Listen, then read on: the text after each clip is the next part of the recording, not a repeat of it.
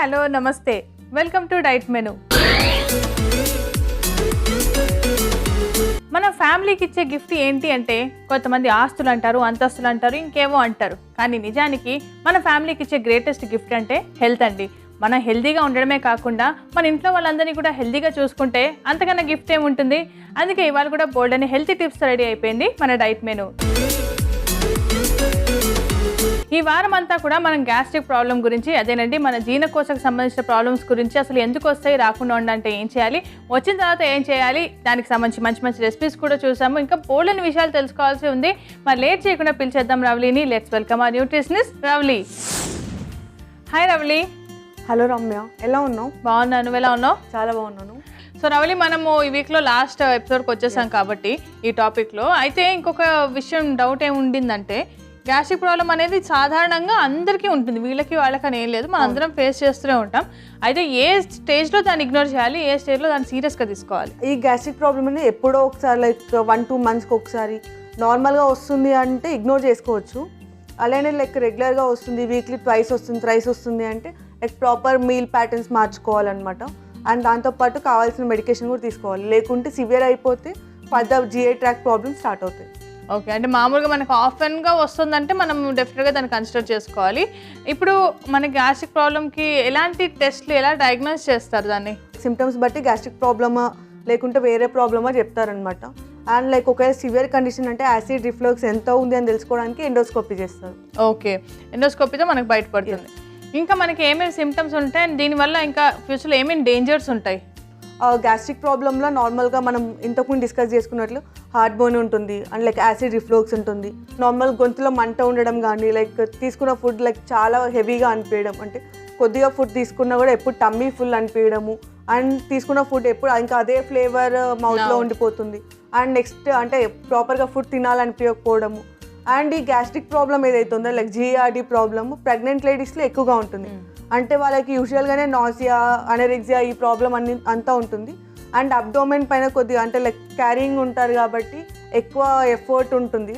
Like దానివల్ల కూడా ఈ ప్రాబ్లం ప్రెగ్నెంట్ లేడీస్లో ఎక్కువగా ఉంటుంది. అండ్ వాళ్ళకి కంటిన్యూస్గా డెలివరీ అయిపోయే వరకు మ్యాక్సిమం చాలా మందికి ఇలాంటి ఫుడ్ తినాలనిపించకపోవడము, ఇండైజెషన్ ప్రాబ్లం, ఇవన్నీ కూడా మనం GERD కింద కన్సిడర్ చేసుకోవచ్చు. ఓకే, అయితే మనం ఇంకా ఫర్దర్గా డిస్కస్ చేసుకుందాం. అయితే ఇవాళ మనం చేసుకునే రెసిపీ ఏంటి? ఇవాళ మనం లెట్యూస్ బార్లీ ఉప్మా చేసుకుందాం రమ్య. ఓకే, సో లెట్యూస్తో మనం ఇవాళ ఉప్మా చేసుకోబోతున్నాం. మరి లెట్యూస్ బార్లీ ఉప్మాకి కావాల్సిన పదార్థాలు ఏంటో ఒకసారి చూసేద్దాం. లెట్యూస్ బార్లీ ఉప్మాకి కావాల్సిన పదార్థాలు: నానబెట్టిన బార్లీ, క్యారెట్ తురుము, ఉల్లిపాయ ముక్కలు, బంగాళదుంప ముక్కలు, పచ్చిమిర్చి ముక్కలు, లెట్యూస్, ఉప్పు, ఆవాలు, నూనె. లెట్యూస్ బార్లీ ఉప్మాకి కావాల్సిన పదార్థాలన్నీ చూసాం కదా, ఇప్పుడు మనం స్టార్ట్ చేసుకుందాం. అయితే లెట్యూస్ మనం యూజ్ చేస్తున్నాం కాబట్టి డెఫినెట్గా దానికి చాలా ప్రామినెన్స్ ఉండే ఉంటుంది. అండ్ అంటే లెట్యూస్ నార్మల్గా అయితే సలాడ్లో తీసుకోవాలి, కానీ చాలామంది సలాడ్లో తీసుకోవడం ప్రిఫర్ చేయరు. అందుకని చెప్పేసి నేను ఇందులో లైక్ ఉప్మాలో, బార్లీ ఉప్మాలో యాడ్ చేసి తీసుకుంటున్నాను. అండ్ లెట్యూస్లో మనకు కావాల్సిన B కాంప్లెక్స్ వైటమిన్ కానీ, మనకు కావాల్సిన యాంటీ ఆక్సిడెంట్స్ అన్నీ ఉంటాయి. అండ్ అది వెయిట్ లాస్ కూడా హెల్ప్ అవుతుంది అనమాట. అంటే యాసిడ్ రిఫ్లక్స్ ఉన్న వాళ్ళకి ప్రైమరీ మీల్ కోసం ఏదైనా సలాడ్ తీసుకోవాలని చెప్తారు. సలాడ్ యాసిటీస్గా తీసుకోలేని వాళ్ళ కోసం అని చెప్పేసి మనం ఈ రెసిపీ చేసుకుంటున్నాం. ఓకే, సో మనం స్టార్ట్ చేసుకుందాం. షూర్ రమ్య, ప్యాన్ పెట్టేసుకుందాము.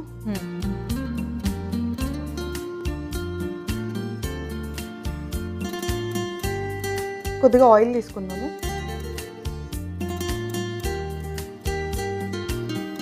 కొద్దిగా ఆవాలు,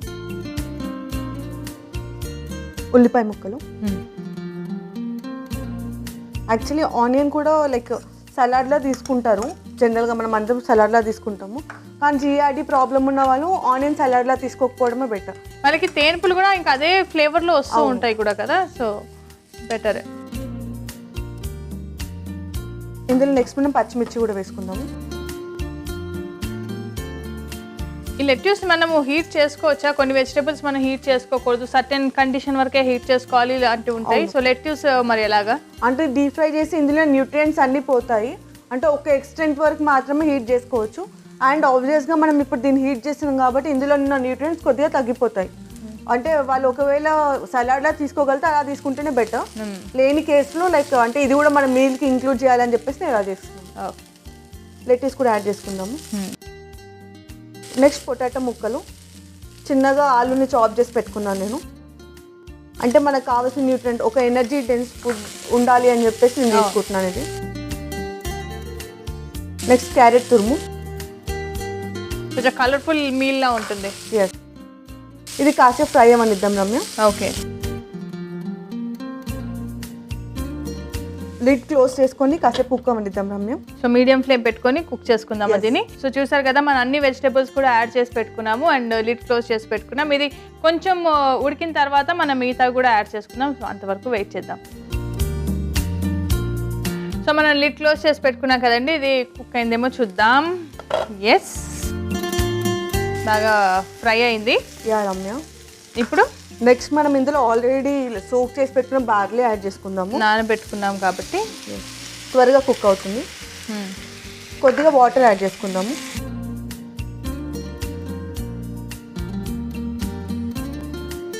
కొద్దిగా సాల్ట్ కూడా యాడ్ చేసేసుకుందాం.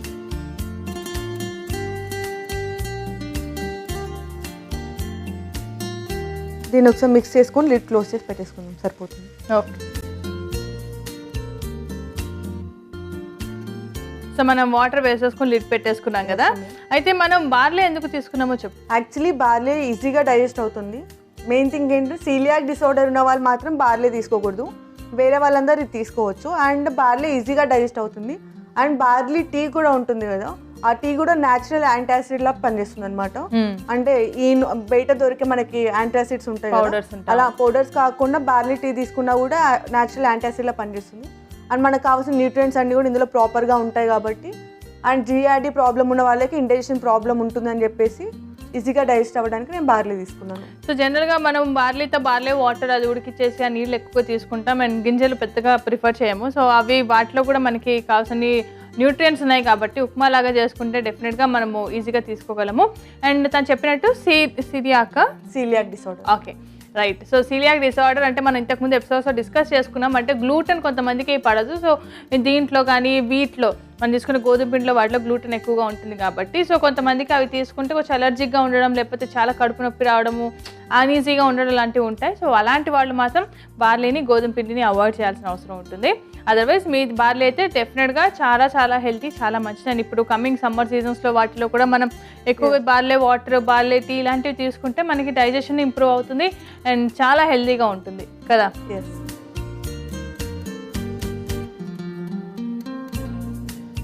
సో మనకి జనరల్గా గ్యాస్ట్రిక్ ప్రాబ్లం ఉంది అన్నప్పుడు జీరా లేదా వాము అలాంటివి కూడా చాలా ఫ్రీక్వెంట్గా తీసుకుంటూ ఉంటాము. సో వాము ఎంతవరకు హెల్ప్ఫుల్గా ఉంటుంది? అది డైజెషన్ ఈజీ చేస్తుంది కాబట్టి లైక్ ఈజీగా డైజెస్ట్ అవుతుంది. జీరా కానీ వామ కానీ డైజెషన్ ఈజీగా అవ్వడానికి మనం తీసుకుంటాము. అండ్ దానివల్ల కూడా లైక్ కొద్దిగా న్యాచురల్ యాంటాసిడ్ రిలీవర్స్లా కూడా మనం దాన్ని యూజ్ చేసుకోవచ్చు.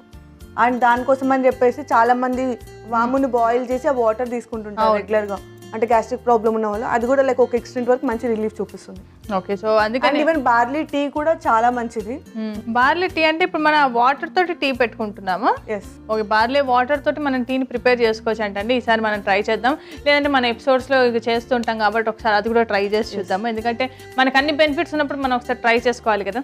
ఆ బార్లీ టీలో మనము జింజర్ కొద్దిగా చాప్ చేసి వేసుకున్నా కూడా లైక్ చాలా బెనిఫిషియల్. అల్లం తీసుకుంటే చాలా బెనిఫిషియల్. అండ్ గార్లిక్ అలాంటివి కొద్దిగా అవాయిడ్ చేస్తే సరిపోతుంది. ఓకే, అయితే మనం ఈ ఎపిసోడ్స్ మనం ఆల్రెడీ డిస్కస్ చేసుకున్నాం. ఏది ఎక్కువ తీసుకోవాలి, ఏది తీసుకోకూడదు అనే విషయాలు మనం అన్ని ఆల్మోస్ట్ డిస్కస్ చేసేసుకున్నాము. సో అందుకే డెఫినెట్గా బాగానే గుర్తుంటుంది. అండ్ ఇంకా డీటెయిల్డ్గా ఫర్దర్ ఎపిసోడ్స్లో చూసుకుందాము దీంట్లో సపరేట్ టాపిక్స్ గురించి కదా. ఓకే, మనం ఒకసారి ఓపెన్ చేసి చూద్దామా? యా రమ్య. ఓకే రమ్య, అది కుక్ అయిపోయింది, మనం సర్వ్ చేసేసుకుందాము. ఆఫ్ చేసేనా? యా, ఆఫ్ చేయండి. అండ్ ఇది ఆల్రెడీ మనం సోక్ చేసి పెట్టుకున్నాం కాబట్టి ఈజీగా కుక్ అయిపోయింది. అవును, కావాలనుకుంటే మనం ముందే బాయిల్ చేసి కూడా పెట్టుకోవచ్చు. సో పిల్లలకు కూడా పెట్టచ్చు కదా, ఈజీగా డైజెస్ట్ అవుతుంది. Ramya, barley lettuce upma ready. Okay, so చూసారు కదండి, వేడి బార్లీ లెట్యూస్ ఉప్మా రెడీ అయిపోయింది. మరి దీనికి కావాల్సిన పదార్థాలు, తయారీ విధానం మరొకసారి చూసేద్దాం.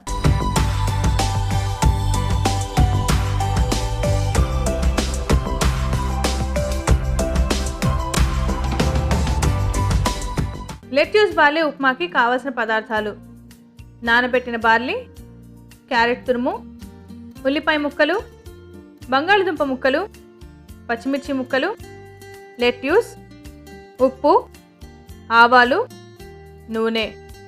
లెట్యూస్ బార్లీ ఉప్మా తయారు చేసుకునే విధానం: ముందుగా స్టవ్ వెలిగించి ప్యాన్ పెట్టుకుని కొద్దిగా నూనె వేసుకొని అది వేడెక్కిన తర్వాత అందులో ఆవాలు, ఉల్లిపాయ ముక్కలు, పచ్చిమిర్చి ముక్కలు, లెట్యూస్, బంగాళదుంప ముక్కలు, క్యారెట్ తురుము వేసుకొని కాసేపు వేయించుకోవాలి. అది వేయించుకున్న తర్వాత అందులో నానబెట్టిన బార్లీ, కొద్దిగా నీళ్లు, ఉప్పు వేసి కలుపుకొని 2 నిమిషాల పాటు కుక్ చేసుకోవాలి. ఇలా కుక్ చేసుకున్న దాన్ని సర్వింగ్ బౌల్ లో తీసుకొని సర్వ్ చేసుకుంటే tasty lettuce barley upma ready. Barley lettuce ఉప్మాకి కావాల్సిన పదార్థాలు, తయారీ విధానం చూసాం కదా. ఇప్పుడు tasting time. Okay, so barley upma లాగా ఎప్పుడు నేనైతే టేస్ట్ చేయలేదు.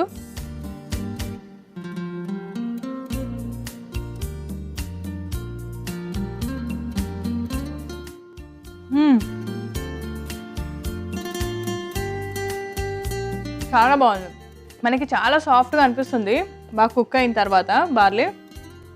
అండ్ పర్ఫెక్ట్గా ఉంది. మనం రెగ్యులర్గా ఉప్మా ఎలా తింటామో సో అలాగే ఉంది. కొంచెం మంచి మంచింగ్కి ఇంకా చాలా బాగా అనిపిస్తుంది. చూయింగ్ బాగుంది. నేను లెట్యూస్ వేసుకున్నాం కదా. లెట్యూస్ బేసిక్గా కూడా మనకి ఎక్కువగా ఫ్లేవర్ ఏమి ఉండదు దానికి. మనకి రెగ్యులర్గా క్యాబేజ్ అలాంటివి ఎలా అయితే ఫ్లేవర్ ఉంటుందో సో లెట్యూస్ కూడా మనకు అలానే ఉంటుంది.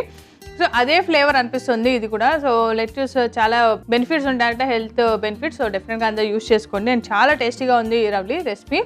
Thank you so much. దాంతోపాటు ఈ వీక్ మొత్తం కూడా మన గ్యాస్ట్రిక్ ప్రాబ్లం గురించి చాలా ఇన్ఫర్మేషన్ ఇచ్చాం. అండ్ ఫర్దర్ ఎపిసోడ్స్లో కూడా మనం ఇంకా దీని గురించి డీటెయిల్డ్గా మనం తెలుసుకుందాం. Sure Ramya. Thank you so much. Thank you. So చూసారు కదండి, బార్లీ లెట్యూస్ ఉప్మా మనం చేసుకున్నాము. చాలా టేస్టీ అండ్ చాలా హెల్తీగా ఉంది. అండ్ మీరు కూడా ఇంట్లో తప్పకుండా ట్రై చేసుకోండి. అని తను చెప్పినట్టు లెట్యూస్లో చాలా హెల్త్ బెనిఫిట్స్ ఉన్నాయి. మనకి మార్కెట్లో రకరకాల కొత్త వెజిటేబుల్స్ వచ్చినప్పుడు మనం డెఫినెట్గా దాన్ని ఇంట్లో ట్రై చేసుకుంటే మంచి న్యూట్రియన్స్ కూడా పొందొచ్చు. మర్చిపోకండి. అండ్ అలాగే గ్యాస్ట్రిక్ గురించి మనం ఈ టాపిక్ ఈ వీక్ మొత్తం డిస్కస్ చేసుకున్నాం. తను చెప్పిన పాయింట్స్ అన్నీ కూడా మనం బ్రష్ అప్ ఇచ్చుకున్నాం కదా, అన్నీ గుర్తుపెట్టేసుకోండి, ఫాలో అయిపోండి. మన నెక్స్ట్ వీక్ ఇంకొక టాపిక్తో బోల్డ్ అండ్ రెసిపీస్తో కలుద్దాం. అంతవరకు this is Ramya Raghav signing off for today. Bye-bye.